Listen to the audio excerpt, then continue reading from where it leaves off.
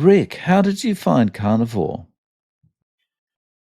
Well, I'm 74 years old, so I'm getting older, but I'm still very active and I still work. And when you work a lot sometimes and you're older, you have aches and pains and you're thinking about the future, how much longer can I do this? So I started to research longevity, how to stay old and healthy. What's the best human diet? I tried all looking at all kinds of things on YouTube because that was a new thing that I started to watch on my television was YouTube videos. I got tired of my cable bill being exorbitant every month. My wife and I only watched a few things on cable, but we were paying like over $100 and some, almost $150 a month for cable. And one day I just got mad about it and I dropped the cable. And then I started trying to figure out what we could do to replace that.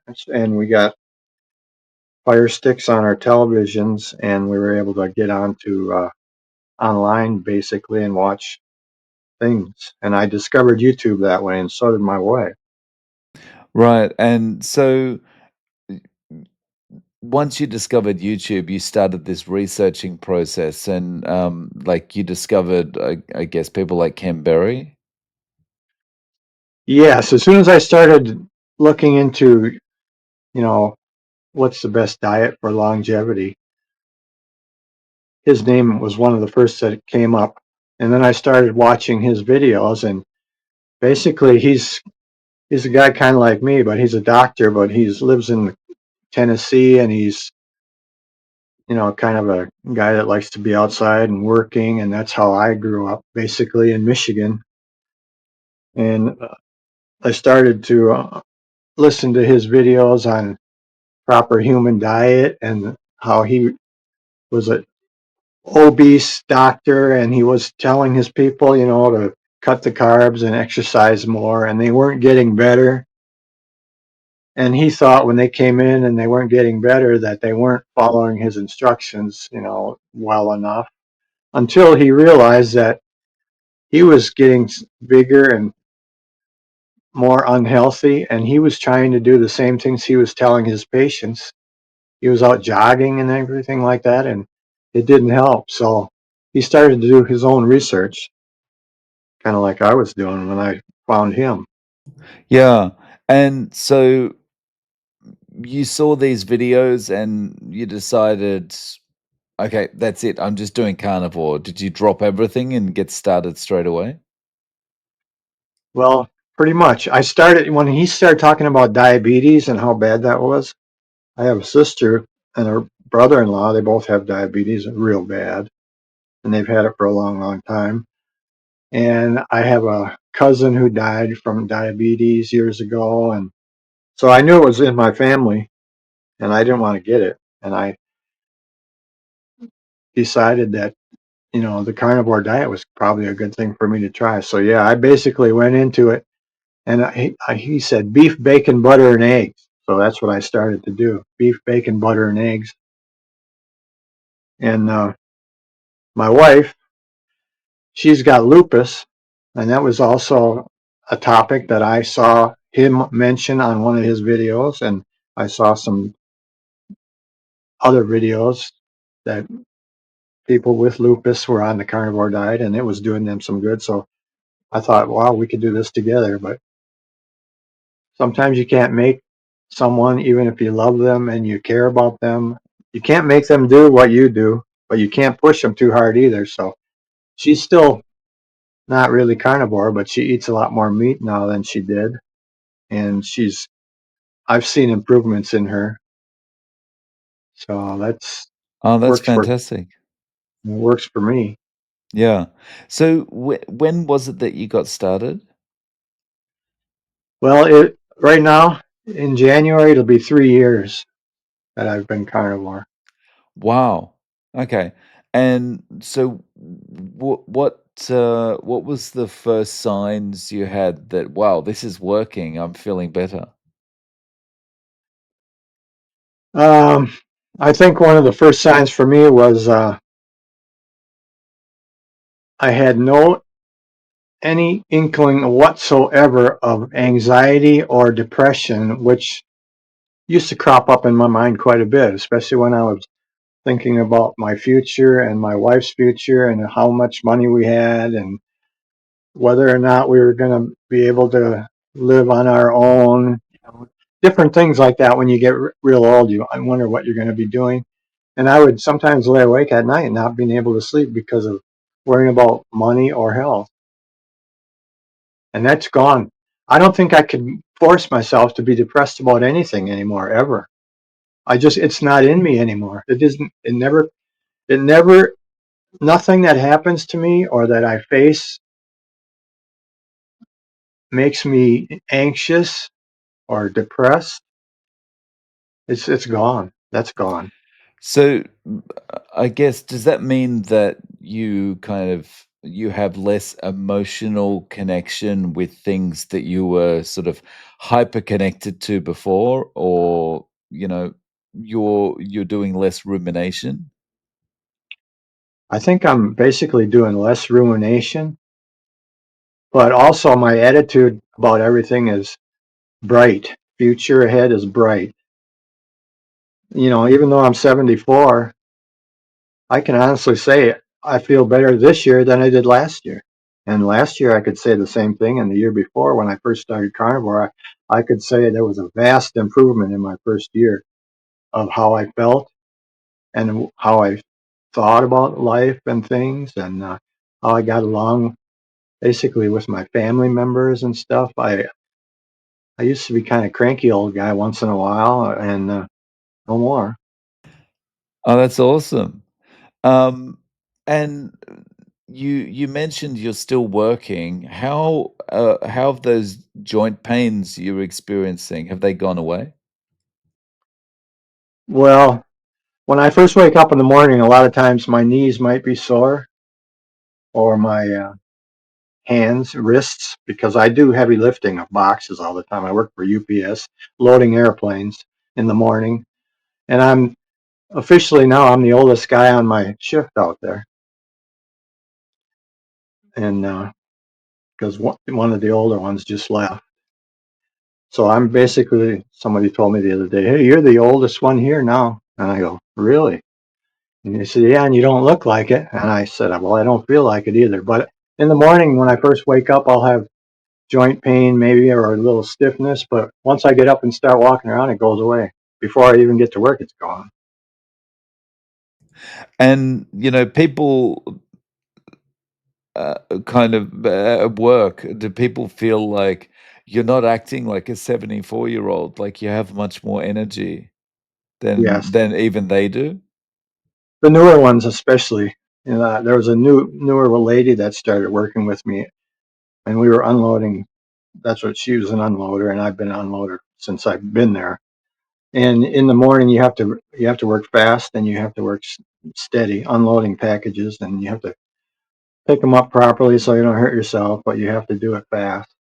And she was kind of, I had her working with me, kind of showing her everything and that. And after a couple of weeks, she was getting better, and she said, "Well, it's not as hard on me now as it was when I first started."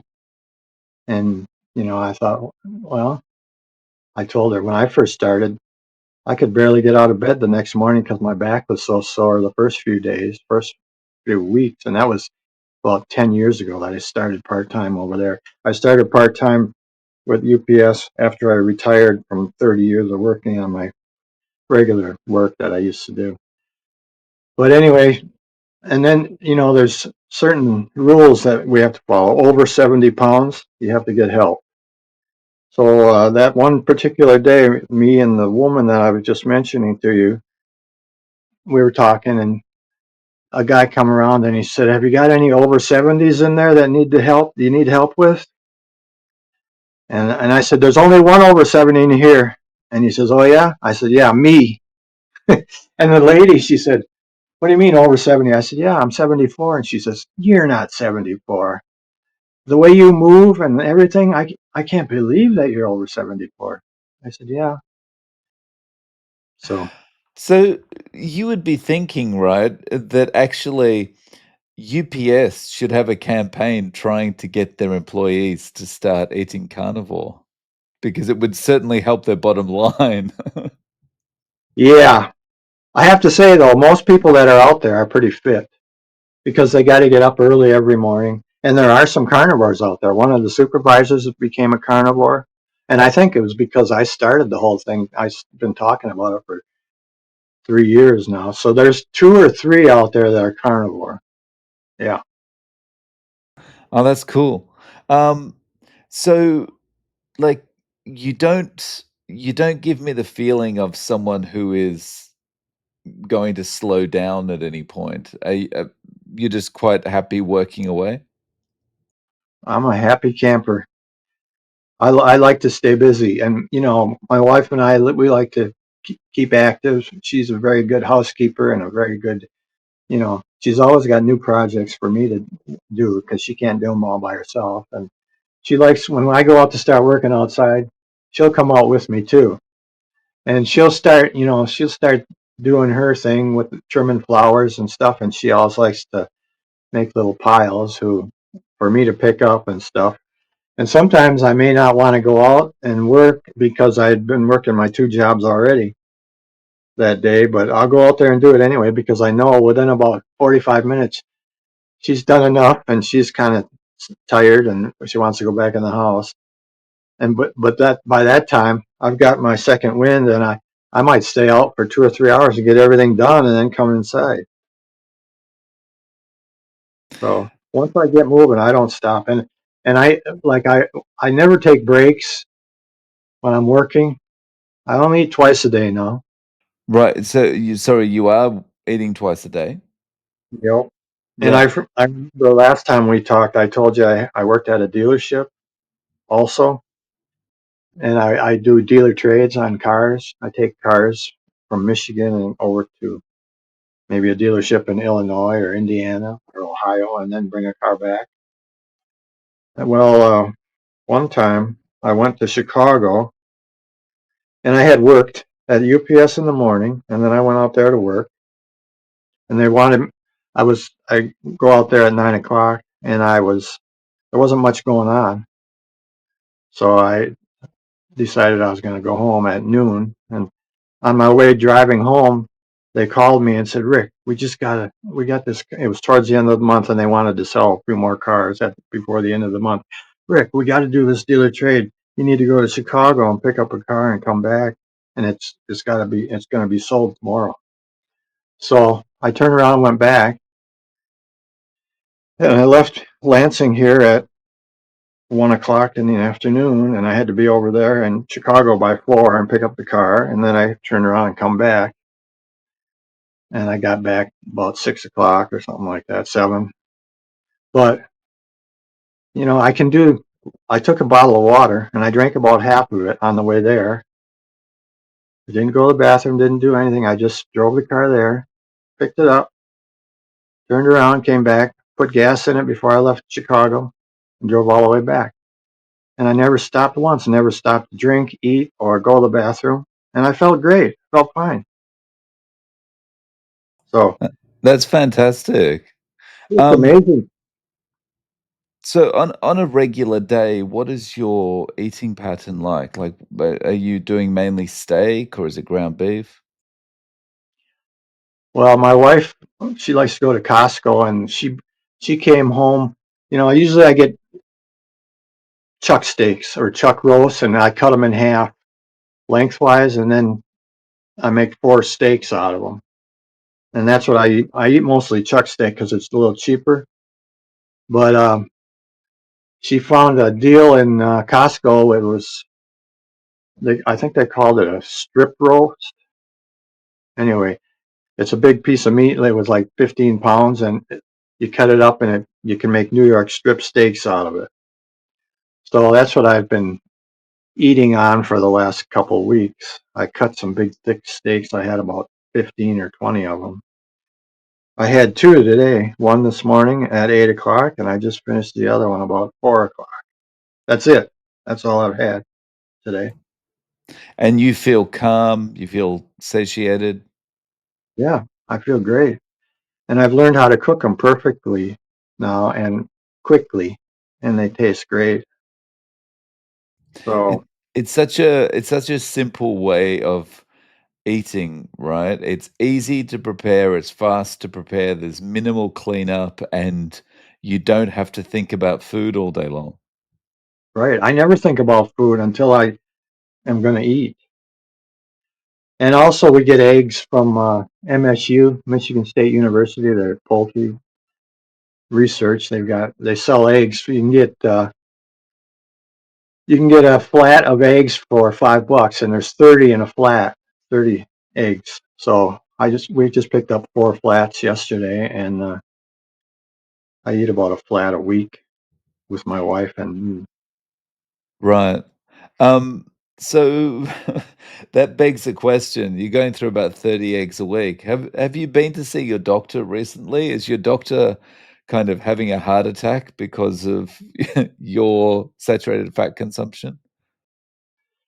well, we went and saw my doctor yesterday because is my wife's the doctor also, and she was having some issues that she wanted to talk to him about. But the last time I saw him was about a year ago, and he said everything looked great on my blood work, my heart, my blood pressure, and all that, except my LDL was super high, and he wanted to get me back on the statins. And I just told him, Doctor Annis, that's his name. I'm not going to take statins because I think I disagree with the way people look at statins now. I think statins working against your human body. Your human body makes cholesterol for a reason, and I don't want to get dementia, and I don't want to, have a stroke or something like that. I think I need all the cholesterol my body wants to make for me. So I'm going to have to tell you, do not want to take a statin. And he just looked at me and says, okay, that was it. But when he saw me yesterday, he just kind of winked at me. I didn't ask him any questions for myself. And I waited for him to ask me if we were ready to have a next annual physical, but he never said anything. So that's about it. The the thing is, despite where the doctors talk a lot about LDL going up, but they are looking at this one marker in isolation, they're not looking at the broader picture, which is, wow, you've really improved your metabolic health recently, you know? They Yeah. never look at that part. Yeah. It doesn't really make sense. But with RFK now, I'm hoping that because I know he understands the carnivore diet and the carnivore way of eating pretty well. I'm hoping that he can help change people's minds. But I've found I used to talk about it more than I do now because most of the time when you mention things, I know a lot of people that really need probably carnivore diet or really need to think about what they eat because I had a good friend of mine, him and his wife, they lost one of their daughters.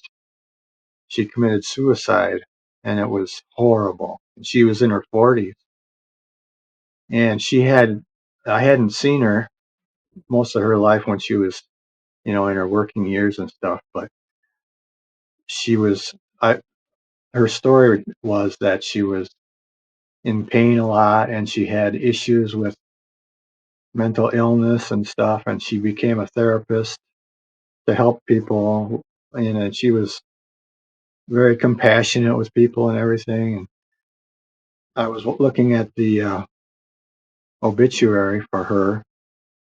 She was 48, and the obituary said that she was always different. Even when she was younger, and it said she was, instead of going with the regular class in gym class, she wanted to do something different. So they enrolled her in a yoga course, which was cool, I guess. That's thinking out of the box for a kid in middle school. And also then another statement it said, and she found veganism in middle school, and she embraced the virtues of veganism or something like that her whole life. And I thought to myself, wow, no wonder she was in such bad shape. That's what I thought to myself. Never told anybody. Yeah, it's it's unfortunate that people can feel so bad for Yeah, it's so horrible. long and not try some kind of dietary changes. Um, but I guess it's because we are so indoctrinated to feel like if we've got pain, the only thing we should do is go and get a prescription, you Yeah. know? And When you go to it's see the doctor, as soon as he starts talking to you, and after he's done talking to you, he takes out his pad and writes you a couple prescriptions. Seems like. yeah.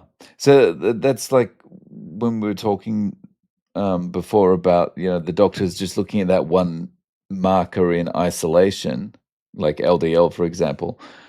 The problem is that's the way they've been trained because that's what makes the most business sense. If you Yeah, look at something in isolation, then there's a drug for that thing. And, if that drug creates other problems, who cares? yeah, And to get take care of those symptoms. mm, mm.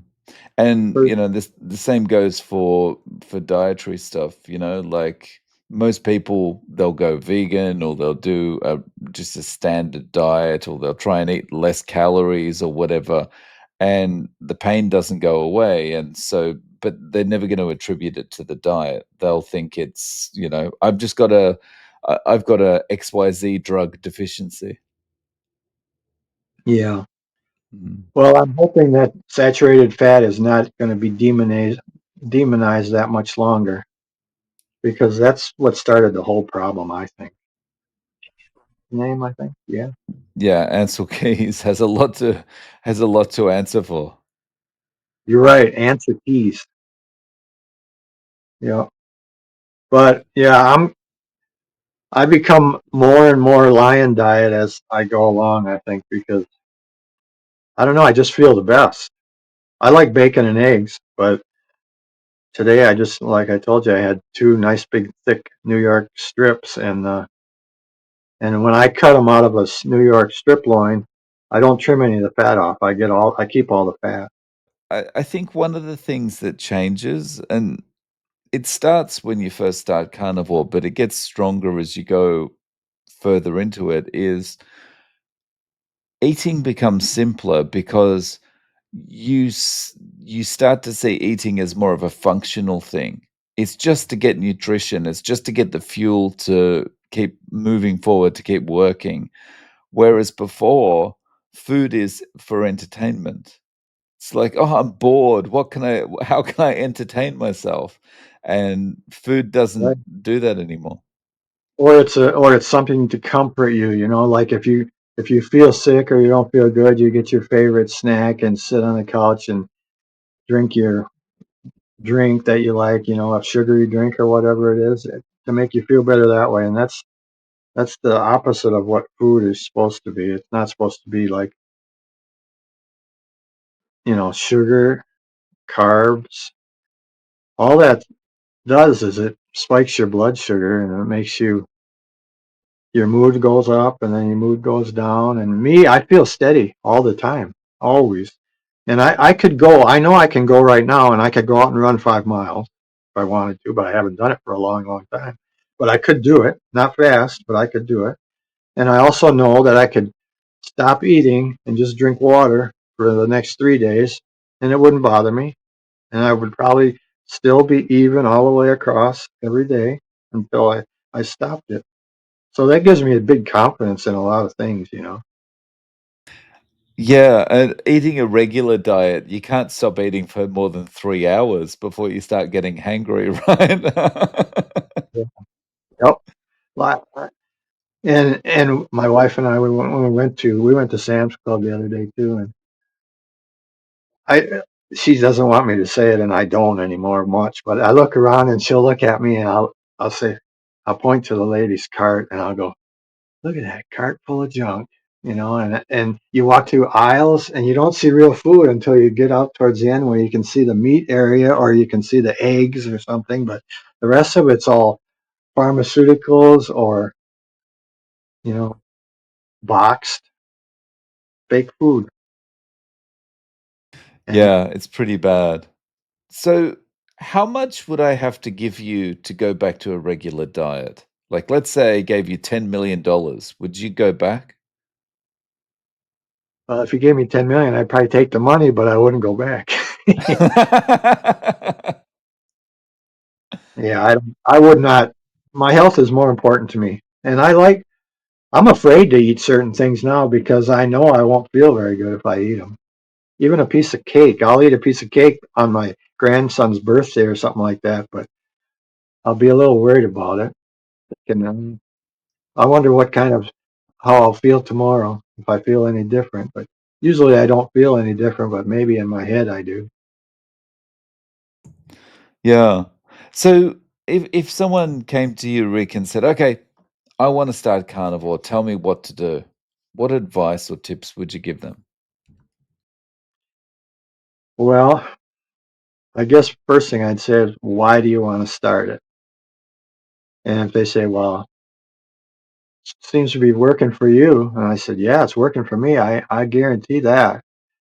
I said, but is there something that you want to fix? You want to lose weight, or do you feel, depressed, or are you trying to get more fit, or what? And if they have a reason, then if they tell me what the reason is, I'll say, okay, good. That's your first number one step. You have a reason. Don't forget that reason because it's not going to be easy. And there's going to be all kinds of reasons and people around you that are going to, maybe make you feel like you're wasting your time or you shouldn't be doing it or you're crazy or you're weird or something for doing it. Just do it for your own reasons. And if you only have one, I guarantee you by the end of 30 days, you'll probably have a lot more reasons why you want to keep doing it. Yeah, nice. So Rick, if people want to reach out to you, do you have any social media or any way of getting in contact? The best way to get in contact with me would be my email address and just put carnivore diet on there or carnivore questions or whatever, or brother in carnivore if it's somebody that wants to talk about their experience or something like that. And then I'll know that is probably one I want to look at. Yeah, no worries. I'll link to your email address in the show notes. Rick, thank you so much for coming back on and letting us know how things are going. I really appreciate your time. Okay, well, thank you, Dave, and I will keep watching you. So if another year rolls around and you want to talk to me again, I'll probably be watching one of your videos that very same day.